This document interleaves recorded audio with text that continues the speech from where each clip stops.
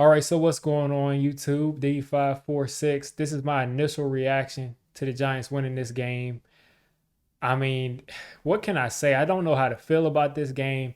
The first thing that comes to my mind after just finishing this game is the fact that Saquon Barkley made this game a lot more complicated than it needed to be.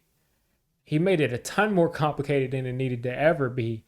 Um, Running out of bounds 3 times in the last 3 minutes. The first time he runs out of bounds, um, it just looked like he slipped his mind. It slipped his mind. The second time, the same thing, and it's just like you gave them another minute on the clock, pretty much another entire minute on the clock, and then it gets to the 2 minute warning, and at that point you realize like this game could already be like with 40 seconds left by the time you're looking at the 2 minute warning and in real time. So at that point, Saquon gets the ball again, gets to the outside again, and this time tries to slide. And it's like the weirdest slide ever. And he slides out of bounds. His foot goes out of bounds before he's able to make contact with the ground. So they add another pretty much 40 seconds to the clock because Saquon wasn't able to get out of bounds 3 separate times, basically causing us a minute and 30. So they get the ball. Well, guess what? Less than a minute 30 on the board. And the defense proceeds to have penalty after penalty, even after Fabian Moreau and Adoree Jackson make some really good plays, like clutch defensive back plays. On top of that, we're getting held the entire last 2 drives of this game. Kayvon Thibodeau was wreaking havoc. He was all over the place, all in the backfield, and he's getting held. I mean, guys got him in a chokehold. Guys got their arms around his neck. I don't understand how they don't call this. Kayvon Thibodeau probably was getting held the entire game, but especially in that fourth quarter where he was able to pin his ears back, guys weren't able to block him. Dexter Lawrence was getting held. Leo was getting held. On that play where Leo it was a legitimate roughing the passer penalty, but also you got to throw the flag for the holding call, which was on Kayvon Thibodeau, a blatant hold where the guys got him in a chokehold. So all around, the referees missed some things on both sides. They let us run a couple of plays, but the play clock was already run down. DJ slid one time, and they hit him in the head after he already slid, and you don't get any flag. And I think we ended up having to take a field goal or take something that we shouldn't have had to take because of that. The next thing, before I even go into any stats, is going to be the fact that we had 6 drops today. When you count Wan'Dale Robinson, who it got called back because of a penalty. But when you think of it, so many drops. Marcus Johnson pretty much dropped a first down that would have gotten us a touchdown where we had to settle for 3. Darius Slayton dropped a nice throw. And all of these drops were like really well-placed balls. Like really well-placed throws. And all of these things got dropped. And I just don't understand how we continue to do that, man. Like I don't get how we can.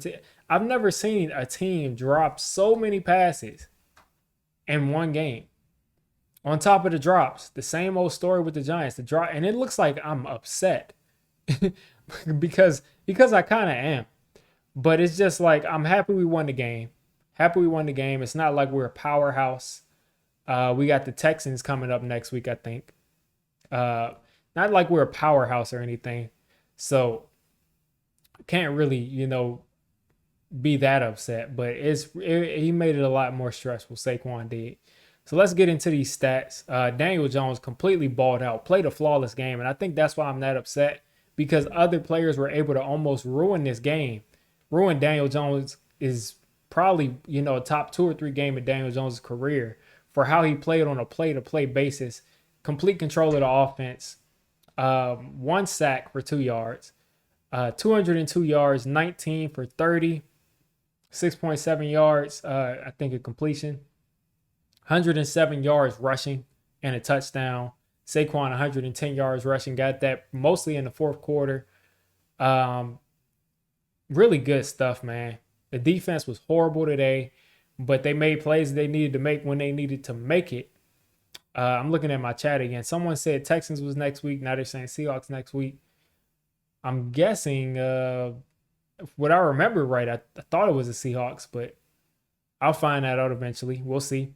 But anyway, the defense was terrible this week. We could not stop the Jaguars really at all. We just made a ton of key plays, like the fourth down stop. That's a key stop. Game changing stop on fourth down when the Jaguars are literally in field goal range at the 20-yard line and we stop them. Beautiful stop by the defense right there. I mean, you couldn't have done any better right there. And then on top of that, defense catching that interception, even though they got called back, they stepped up right there. And then stopping them on the 1 yard line. I mean, I don't, that is just big time stuff. McKinney, Julian Love, I think Fabian Moreau stopping this guy. I don't even remember who it was because I'm just so hyped up that we won. Stopping that dude down at the 1 yard line. I mean, big time play. Big time play. Also punching that ball out while Travis Etienne is about to score. McKinney comes from behind, punches that ball out at the goal line, and Julian Love recovers. And it's just you couldn't have drawn it up. You couldn't have drawn it up this way. I mean, just every crucial play they need to make, they made. We definitely need them to bounce back soon. We need them to bounce back soon because this is not sustainable. It's not sustainable. But the Giants are 6-1. Key injuries today. Daniel Bellinger. Who knows if this dude is going to be able to play again? I have no idea how serious his eye injury is. I don't know if it's just his eyelid was bleeding, his eye. I don't know. Could be, he'll be back next week.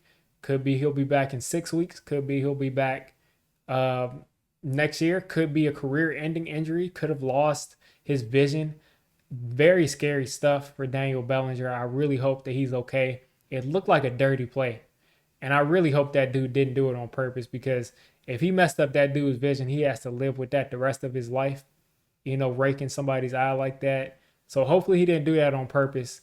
Evan Neal, MCL. I don't know if it's a sprain. I'm guessing it's a sprain. So if it is, hopefully he'll be out that 4 weeks, 3-4 weeks, and he'll be back. But Phillips, the guy that came in after him, looked pretty solid. He didn't give up much pressure. Let's see. Anything else I'm missing as far as injuries? There's one other guy. You got Evan Neal, you got Bellinger, and you got one other guy that got hurt. Adoree Jackson got hurt, but he came back in. One other guy that got hurt. But defense stepped up, plain and simple. Defense stepped up.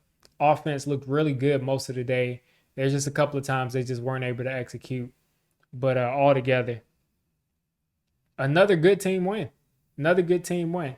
The offense kept that pressure on the Jaguars defense while the defense was playing like bad football for most of the game.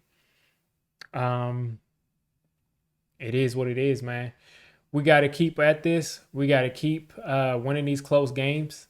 We got to keep doing what we're doing because it's gotten us to 6-1.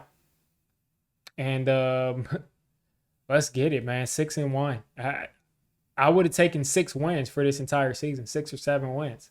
So we're at 6 wins and 7 games.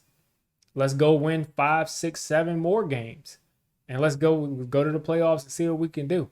So I know some people are going to say, Diggy, you're negative. You're negative. We just won a game. But I was so upset at Saquon running out of bounds.